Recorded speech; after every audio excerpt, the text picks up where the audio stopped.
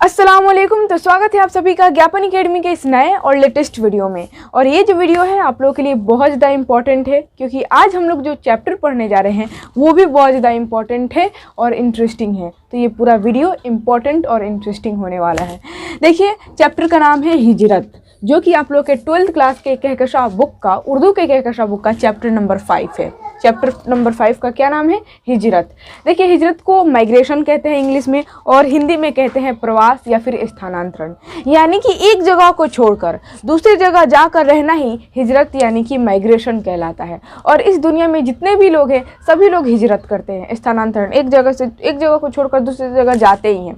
ठीक है, यहाँ तक कि हमारे जो नबी हैं मोहम्मद सल्लल्लाहु अलैहि वसल्लम, वो भी हिजरत किए थे शहर मक्का से शहर मदीना तक। और यहाँ तक कि सिर्फ इंसान ही नहीं, पशु पक्षी और जानवर भी हिजरत करते हैं। देखते हैं जिस देश में ज़्यादा ठंडी या फिर मतलब पशु पक्षियों के लिए मतलब वहाँ का इन्वायरमेंट जो है वो प्रतिकूल हो जाता है, ठीक है, उनके सहने योग्य नहीं होता है, तो वो जो पशु पक्षी होते हैं वो उस जगह को छोड़कर चले जाते हैं। और फिर जब उस जगह का इन्वायरमेंट जो है, क्लाइमेट वो मतलब सही हो जाता है, पहले जैसा नॉर्मल हो जाता है, तो फिर वो पशु पक्षी जो है फिर वापस अपनी जगह पर लौट आते हैं। तो इस तरह पशु पक्षी में भी होता है स्थानांतरण यानी कि हिजरत। सभी लोग, इस दुनिया के सभी लोग, सभी जानवर जो है वो हिजरत करते ही हैं। तो इस चैप्टर में हिजरत और बंजारों खाना बदोश के बारे में बताया गया है। वैसे हम लोग इस चैप्टर को पढ़ेंगे, लेकिन सबसे पहले इस चैप्टर के मुसन्निफ के बारे में जानिए। लेकिन यहाँ तक तो आप लोगों को मालूम चल गया ना, ये हिजरत नाम का जो चैप्टर है एक इंशाइया है। इंशाइया किसे कहते हैं मैं ठीक इसके पहले वाले चैप्टर में बताई थी। चैप्टर नंबर 4 का टाइटल ही था इंशाइया क्या है, और उसमें मैं पूरी डिस्कस जो है इंशाइया के बारे में की हूँ। इंशाइया किसे कहते हैं, क्या क्या इंपॉर्टेंट पॉइंट होता है इंशाइया में, सारी चीज़ें मैं चैप्टर नंबर 4 में बता चुकी हूँ। तो अगर आप लोगों को जानना है कि इंशाइया किसे कहते हैं तो चैप्टर नंबर 4 आप लोग तो पढ़े होंगे। और जो स्टूडेंट पढ़ने में मतलब मेहनत करते हैं, पढ़ाई करते हैं, तो वो सीक्वेंस में पढ़ रहे हो, चैप्टर 1 2 3 4, तो आप लोग 4 पढ़े होंगे, तो इंशाइया तो मतलब आप लोग जानते ही होंगे। तो ये चैप्टर जो है एक इंशाइया है, और इस चैप्टर के लिखने वाले यानी कि मुसन्निफ का नाम है अहमद जमाल पाशा। तो सबसे पहले इनके बारे में जानिए। देखिए, अहमद जमाल पाशा की पैदाइश जो है वो 1929 ईस्वी में हुई है, इलाहाबाद के खुल्दाबाद में, याद रखना है। और इनके दादा का नाम है नजफ अली, और इनके पिता यानी कि इनके वालिद का नाम है शुजाअत हुसैन। और इनके वालिद जो है शुजाअत हुसैन, इनकी 2 शादियां हुई थी। दूसरी बीवी का नाम है सरवरी खातून, याद रखिएगा। और 1940 में जो है ना, इनके जो पिता है अहमद जमाल पाशा के पिता शुजाअत हुसैन वालिद, वो 1940 में इलाहाबाद से लखनऊ चले आए। इलाहाबाद में भले ही अहमद जमाल पाशा की पैदाइश हुई थी और इनके पिता जो है शुजाअत हुसैन वो इलाहाबाद में ही रहते थे, लेकिन 1940 में वो क्या किए, इलाहाबाद को छोड़ दिए और लखनऊ चले आए। और अमीनाबाद के कच्चा अहाता में उन्होंने मकान खरीद लिया, घर खरीद लिया। ठीक है, कहाँ पर? लखनऊ के अमीनाबाद के कच्चा अहाते में उन्होंने अपना घर खरीद लिया। और उसके बाद से जो घर खरीदे ना, वो मकान खरीदे, उस मकान का नाम रख दिए सरवरी मंजिल। अपनी दूसरी बीवी के नाम पर ही वो अपने घर का नाम रख दिए, सरवरी मंजिल। ठीक है, आगे बढ़िए। अहमद जमाल पाशा के बारे में कुछ जानिए। 1950 ईस्वी में जो है ना वो मैट्रिक पास कर लिए थे अहमद जमाल पाशा, और 1953 ईस्वी में इंटरमीडिएट, और 1956 ईस्वी में उन्होंने लखनऊ यूनिवर्सिटी से BA भी कर ली, और 1958 ईस्वी में अलीगढ़ मुस्लिम यूनिवर्सिटी से उन्होंने MA भी कर लिया। तो ये अहमद जमाल पाशा के एजुकेशन के बारे में बताया गया है। और फिर आगे पढ़िए। 1957 में झलक बुक डिपो अलीगढ़ ने उनकी किताब मिजाज के लतीफ़े शाये किया। 1957 में जो है ना अहमद जमाल पाशा का एक किताब है जिसका नाम है मिजाज के लतीफ़े, इसको प्रकाशित किया गया, शाये किया गया। कहाँ से? तो झलक बुक डिपो अलीगढ़ से। ठीक है, और MA करने के बाद लखनऊ वापस आ गए। ये जो अहमद जमाल पाशा है, जब 1958 में अलीगढ़ मुस्लिम यूनिवर्सिटी से MA किए, तो MA कर लेने के बाद वो लखनऊ वापस आ गए और महनामा यानी कि मंथली मैगजीन पत्रिका अवध पंच का इन्होंने शुरुआत कर दी। मतलब ये मंथली मैगजीन लिखने की शुरुआत कर दी जिसका नाम है मतलब अवध पंच। ठीक है, और आगे बढ़िए। 1961 में कौमी आवाज़ शोबे अदालत में शामिल हुए। 1961 ईस्वी में जो है ना, अहमद जमाल पाशा कौमी आवाज़ नाम का एक डिपार्टमेंट, आप बोल सकते हैं संपादकीय विभाग था, एक एडिटोरियल डिपार्टमेंट, उसी में इन्होंने काम करना शुरू कर दिया और फिर जुलाई 1976 तक वह वाबस्ता रहे। यानी कि जिस डिपार्टमेंट में, कौमी आवाज़ नाम के इस डिपार्टमेंट में ये काम कर रहे थे ना, तो वहाँ पर वो 1976 जुलाई 1976 तक ही काम किए, वहाँ तक उनका संबंध रहा। उसके बाद से 1976 के बाद वो मतलब डिपार्टमेंट छोड़ दिए, वहाँ से काम करना छोड़ दिए। आगे बढ़िए, 1966 में उनकी दूसरी शादी हुई। अहमद जमाल पाशा जो है ना, इन्होंने भी 2 शादी की थी। यहाँ तक कि देख लीजिए, इनके पिता शुजात हुसैन है, ये भी 2 शादी किए थे। दूसरी बीवी का नाम था सरवरी खातून। तो अहमद जमाल पाशा ऐसा नहीं है कि अपने अब्बू को देख देख कर 2 शादी किए, ऐसा नहीं है।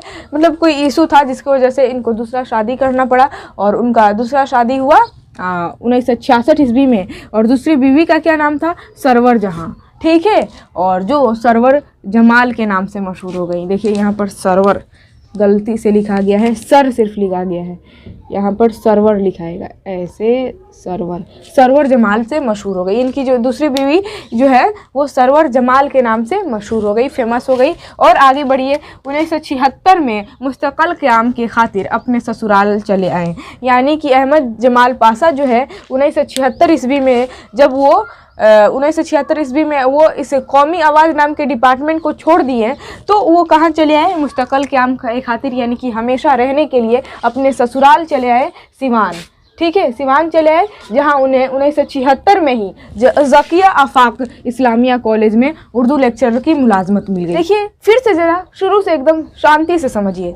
जब वो काम करते थे इस डिपार्टमेंट में, कौमी आवाज़ नाम के, तो इस डिपार्टमेंट में काम कर रहे थे, 1976 ईस्वी तक काम किए। फिर उसके बाद से वो क्या किए, 1976 ईस्वी में जब वो उस डिपार्टमेंट को छोड़े, तो वो मुस्तकल क़याम के खातिर, यानी कि हमेशा रहने के लिए अपने ससुराल सिवान चले आए। जब सिवान चले आए तो उनको 1976 में ही उनको नौकरी मिल गई, जॉब मिल गया ज़किया आफाक कॉलेज में।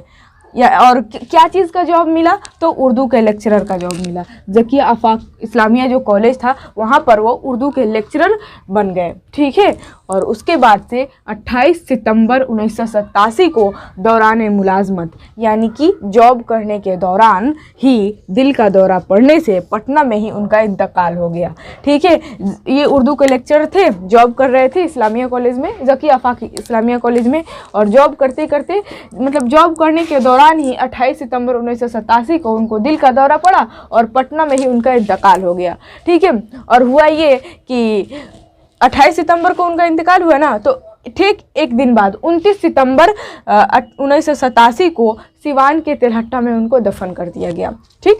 आगे बढ़िए, 1986 में गालिब एकेडमी ने सागर सूरी गालिब अवार्ड अता किया। देखिए अहमद जमाल पाशा को जो है ना, 1986 ईस्वी में मरने से ठीक 1 साल पहले 1986 ईस्वी में गालिब एकेडमी ने सागर सूरी गालिब अवार्ड अता किया। इनको अवार्ड भी मिला, गालिब अवार्ड। अब जरा आप लोग यहाँ पर समझ लीजिए कि गालिब एकेडमी ने अहमद जमाल पाशा को क्यों अवार्ड दिया। क्योंकि अहमद जमाल पाशा है ना, वो उनका तंज़ व ज़राफ़त का ख़ास मैदान था, यानी कि वो हंसने हंसाने वाली किताबें लिखा करते थे, जिसकी वजह से गालिब एकेडमी ने उन्हें सागर सूरी का अवार्ड दिया। तो यहाँ पर क्वेश्चन पूछ सकता है कि अहमद जमाल पाशा को किसकी वजह से, मतलब गालिब अवार्ड, यानी कि सागर सूरी नाम का गालिब अवार्ड मिला, तो वो उनके तंज़ व ज़राफ़त की वजह से, हंसने हाथ से किताबों को लिखा करते थे, जिसकी वजह से इनको गालिब अवार्ड मिला, ठीक। और देखिए इनके कुछ किताबों का नाम आप लोग के बुक में दिया गया है, अहम किताबें, जैसे कि अंदेशा शहर, सितम एजाद, लज्जत आज़ार, मज़ामीन पाशा, चश्मे हैरा, पत्तियों पर छिड़काव और गालिब से माजरत के साथ, वगैरह वगैरह। इनकी ढेर सारी किताबें हैं, इन्होंने बहुत सारा किताबें लिखा है। मैं यहाँ पर कुछ ही किताब का नाम, आप लोगों के बुक में तो सारा नाम दिया गया है, मैं मतलब अगर लिखूँगी तो पूरा बोर्ड भर जाएगा और आप लोगों से याद भी नहीं होगा, तो जितना इंपॉर्टेंट है बस मैं उतना ही लिख दी हूँ, ठीक। तो ये हो गया अहमद जमाल पाशा के बारे में कुछ डिटेल्स जो आप लोग को याद रखना है। अब चलिए हम लोग इस चैप्टर को समझ लेते हैं कि आखिर इस हिजरत नाम के चैप्टर में बंजारों यानी कि खाना बदोशों और हिजरत के बारे में क्या क्या बातें की गई है। पहले ले लीजिए यहाँ तक फटाफट स्क्रीन शॉट। अब चलिए जरा इस चैप्टर को समझिए। देखिए, इस हिजरत नाम के चैप्टर में ना सबसे पहले शुरू में अहमद जमाल पाशा बंजारों यानी कि खाना बदोश के बारे में बताए हैं। बंजारे को खाना बदोश भी बोलते हैं, खाना बदोश या फिर घुमक्कड़ भी बोलते हैं, क्योंकि ये जो बंजारे होते हैं ना, इनका घर स्थायी नहीं होता, एक जगह स्थित नहीं होता। जैसे कि हम लोग का घर है, एक जगह हमेशा के लिए बन गया है और उसी घर में रहते हैं। कहीं घूमना होता है तो घूम कर फिर अपने घर चले आते हैं। हम लोग का घर एक जगह स्थित होता है। लेकिन ये जो बंजारे होते हैं ना, ये हमेशा घूमते रहते हैं और जो जगह अच्छा लगा वहीं पर अपना टेंट डाल देते हैं, अपना डेरा डाल देते हैं और वहीं पर रहना शुरू कर देते हैं। ठीक, और वहाँ पर कुछ दिन रहते हैं, कोई कमी महसूस होती है तो फिर उस जगह से अपना बोरिया बिस्तरा उठाते हैं, टेंट उठाते हैं और फिर उस जगह को टाटा बाय बाय बोलकर यानी कि अलविदा कहकर फिर दूसरी जगह चले जाते हैं, यानी फिर घूमने लगते हैं। और फिर रास्ते में कोई जगह दिखाई दी, उनको अच्छा लगा जगह, फिर वहाँ पर अपना टेंट डाल देते हैं, अपना डेरा डाल देते हैं, फिर वहाँ पर रहना शुरू कर देते हैं। वहाँ पर कुछ दिन रहते हैं, फिर वहाँ पर भी कुछ कमी महसूस हो गई उनके लिए, वहाँ का जो क्लाइमेट है वो प्रतिकूल हो गया। ठीक है, तो फिर वहाँ से अपना क्या करते हैं, बोरिया बिस्तरा उठाते हैं और फिर उस जगह को टाटा बाय बाय यानी कि अलविदा कहकर फिर घूमना शुरू कर देते हैं। फिर दूसरी जगह पर देखते हैं कि हाँ ये जगह अच्छा है तो फिर वहाँ पर टेंट डाल देते हैं। मतलब बंजारों का घर स्थायी नहीं होता है, ये हमेशा घूमते रहते हैं और इसीलिए इनको घुमक्कड़ कहा गया है। ठीक है, घूमते रहते हैं हमेशा और जो जगह अच्छा लगा वहीं पर अपना टेंट डाल देते हैं। तो बंजारे को ही हम लोग खाना बदोश कहते हैं, ये कभी आप लोग नहीं भूलिएगा। तो इस चैप्टर में अहमद जमाल पाशा जो कि लेखक है, देखिए इस हिजरत नाम का जो चैप्टर है ये एक इंशाइया है। ठीक है, और इस इंशाइया के इंशाइया निगार यानी कि इस चैप्टर के लिखने वाले अहमद जमाल पाशा ही न है।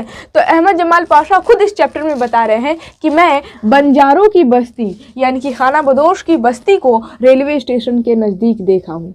ठीक है, अहमद जमाल पाशा जो है वो बंजारों की बस्ती को रेलवे स्टेशन के नज़दीक देखे कि वो जो रेलवे स्टेशन के नज़दीक है ये बंजारे अपना डेरा जमाए हुए हैं, अपना टेंट ताने हैं और उसके बाद से उसमें औरतें, बूढ़े, बच्चे सभी लोग हैं। औरतें जो है वो टोकरियाँ बुन रही हैं, लड़के अपना करतब दिखा रहे हैं, लड़कियाँ भी हैं। उसके बाद से चूल्हे के इर्द गिर्द कुत्ते और बिल्ली मोर्चा जमाए हुए बैठे हैं। ठीक है, मतलब अहमद जमाल पाशा को इन बंजारों की बस्ती के आसपास ना जिंदगी की एक अजीब सी चहल पहल महसूस हो रही है। ठीक है, अहमद जमाल पाशा को इन बंजारों की बस्ती को, इन बंजारों की ज़िंदगी को देखकर मासूमियत महसूस हो रही है। ठीक है, तो अहमद जमाल पाशा इसीलिए इन बंजारों की बस्ती को दिन में 2-3 बार ज़रूर देखने के लिए जाते थे। मैं अहमद जमाल पाशा खुद बता रहे हैं कि मैं जो हूँ इन बंजारों की बस्ती को दिन में 2-3 चक्कर लगा ही लेता हूँ। ठीक है, अगर मैं इन बंजारों की बस्ती को ना देखूँ ना तो मेरे दिल को शांति नहीं मिलती है। लेकिन जब मैं एक सुबह गया इन बंजारों की बस्ती को देखने के लिए तो मैं क्या देखा कि जितने भी बंजारे हैं वो अपना बोरिया बिस्तरा बांध लिए हैं, ज़रूरियात की सामान एक जगह इकट्ठा कर लिए हैं और उनका जो खेमा है, टेंट, वो अपने खच्चरों पर लाद दिए हैं। अब वो उस जगह को टाटा बाय बाय यानी कि अलविदा कह रहे हैं। ठीक है, और उनके चेहरे पर खुशी नहीं है। एक तरह से उस जगह को छोड़कर जा रहे हैं ना, तो उस जगह को छोड़कर जाने पर उनके चेहरे पर गम दिखाई दे रहा है, उदासी छाई हुई है कि हम इस जगह को छोड़कर जा रहे हैं। लेकिन फिर भी वो उस जगह को छोड़कर जा रहे हैं, अपना बोरिया बिस्तरा बांध लिए हैं और उस बंजारों का जो सरदार होता है मेन, वो सीना ताने आगे आगे चल रहा है और उसके पीछे पीछे जो है जितने भी औरतें, बूढ़े, बच्चे हैं वो चल रहे हैं। और उस बंजारे का जो सरदार है वो आंखें इस तरह पूरा खुली करके चौकन्ना होकर चारों तरफ देख रहा है और उसके पीछे पीछे जितने भी लोग हैं सभी लोगों के हाथ में कोई ना कोई एक सामान ज़रूर है, कोई एक चीज़ लिए हैं। किसी के हाथ में जो है गाय का रस्सी है तो किसी के हाथ में बकरी की डोरी है और सबसे पीछे जो है वो कुत्ते चल रहे हैं। ठीक है, और इस तरह वो जो है उस जगह को छोड़कर जा रहे हैं बंजारे। तो वही अहमद जमाल पाशा देख रहे हैं और वो सोच रहे हैं कि देखो ये जो बंजारे हैं कुछ दिन के लिए इस रेलवे स्टेशन के नज़दीक अपना डेरा जमाए हुए थे। ठीक है, इनकी ज़िंदगी में कुछ अजीब ही सी चहल पहल थी। ठीक है, अब इस जगह को वो छोड़ कर जा रहे हैं। अब ये रास्ते में घूमेंगे और देखेंगे अब कौन सा जगह अच्छा है और फिर वहाँ पर अपना टेंट डाल देंगे और वहाँ पर रहना शुरू कर देंगे। ठीक है, यानी कि इनके लिए हर मुल्क मास्त होता है, यानी कि इनके लिए हर मुल्क मास्त यानी कि अपना मुल्क होता है। इनको जो जगह अच्छा लगा वहीं पर डेरा डाल देते हैं, कोई रोकने वाला नहीं होता है इनको। ठीक है, और महज़ब इंसान जो है, महज़ब इंसान खाना बदोश के मामले में बहुत कमज़ोर है। महज़ब इंसान यानी कि हम लोग सभ्य इंसान जो समाज में रहते हैं, इंसान जो है ना वो इन खाना बदोशों से बहुत कमज़ोर है। क्योंकि हम जितने भी समाज में रहने वाले इंसान होते हैं ना, वो पैसा कमाते हैं आधी ज़िंदगी, और उसके बाद से उसी पैसे से अपना घर बनवाते हैं, एक स्थायी एक जगह स्थित घर बनवा लेते हैं और उसी में आधी ज़िंदगी रहकर गुजारते हैं। लेकिन जो ये खाना बदोश होते हैं ना, ये अपने घर को ही साथ में लेकर घूमते रहते हैं और जो जगह अच्छी लगी वहीं पर जो है अपना टेंट डाल दिए और ये पूरी ज़िंदगी जो है अपनी ज़िंदगी के लम्हे को जीते हैं। लेकिन हम लोग आधी ज़िंदगी जो है वो पैसे कमाने में बिज़ी रहते हैं और फिर पैसा कमाकर घर बनवाते हैं स्थायी जीवन जीने के लिए, और जब घर बनवा लेते हैं तो आधी ज़िंदगी उस घर में बिताते हैं। लेकिन ये जो है पूरी ज़िंदगी को जीते हैं, ये अपना घर जो है लेकर घूमते रहते हैं और जो जगह अच्छा लगा वहीं पर डेरा डाल देते हैं। और इसीलिए बोला गया है कि जो सभ्य इंसान है, समाज में रहने वाला इंसान है, वो खाना बदोश के मामले में बहुत कमज़ोर है। जो खाना बदोश कर सकते हैं वो सभ्य इंसान यानी कि समाज में रहने वाला इंसान नहीं कर सकता है। ठीक है, खाना बदोश का घर और धंधा मासूम बच्चे के रेत के मानंद है। ये जो खाना बदोश है, इनका घर धंधा मासूम बच्चे के रेत के समान है। देखते हैं जिस तरह बच्चा जो है रेत का घर बनाता है और फिर अच्छा नहीं लगा तो उसको उजाड़ देता है, फिर बनाना शुरू कर देता है, बिल्कुल उसी तरह खाना बदोश का भी घर होता है। वो घर बनाते हैं, अगर अच्छा नहीं बना तो फिर उजाड़ते हैं, फिर बनाते हैं। ठीक है, और उसके बाद से खाना बदोश ज़िंदगी का कुम्हार है। कुम्हार जिसको बोला जाता है कुहार, गांव देहात में बोलते हैं कुहार, जो कि बर्तन बनाते हैं। ठीक है, तो वो क्या करते हैं, एक चक्की होता है और आटे की लोई लेते हैं और वो चक्की चलता रहता है और उसी पर रखकर वो बर्तन बनाते हैं। ठीक है, तो जब वो बर्तन बनाते हैं ना तो बिगड़ जाता है, कहीं से टेढ़ा हो जाता है, तो फिर उस मिट्टी के लोई को उठाकर फिर उसको सानते हैं और फिर उस पर चक्की पर रखकर फिर बनाना शुरू करते हैं। बिल्कुल उसी तरह जो है ये खाना बदोश अपने घर को बनाते हैं ना, अगर बिगड़ जाए घर तो फिर से उजाड़ कर फिर शुरू से बनाना शुरू करते हैं। ठीक है, तो ये है खाना बदोश जो है वो ज़िंदगी का कुम्हार है। और एक तरह से देखा जाए तो ये खाना बदोश जो है ना, ये समाज, जो हम लोग का समाज है उससे बिल्कुल कटकर अलग हो गए हैं। ठीक है, गांव देहात और उसके वजह से शहर के लोगों के दिल में इनके लिए कोई जगह नहीं बची हुई है। एक तरह से ये अपना अलग समाज बना चुके हैं। ये समाज से ऐसे कटकर अलग हो गए हैं जैसे कि बड़े भाई के मुकाबले छोटा भाई। ठीक है, और आगे बढ़िए। हिजरत, अब यहाँ से शुरू होती है बात हिजरत की, यानी कि माइग्रेशन। शुरू में ही ना बताई थी हिजरत किसे कहते हैं, एक जगह को छोड़कर दूसरी जगह जाकर रहना ही हिजरत यानी कि माइग्रेशन कहलाता है। तो देखिए, हिजरत इंसान की सिरस्त में है, यानी कि हिजरत जो है वो इंसान के नेचर में है।